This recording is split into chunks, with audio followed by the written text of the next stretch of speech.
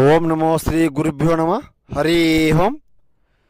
Powerful Shri వశీకరణమమ్మ. ఎక్కడున్నా సరే మీ దగ్గర వచ్చేలా చేస్తాను. శ్రీ వర్ష మంత్రము.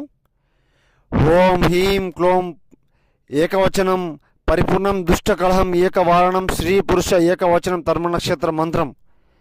జీవితాంతం లంబోదరం పరిపూర్ణం స్వాధీన మంత్రం.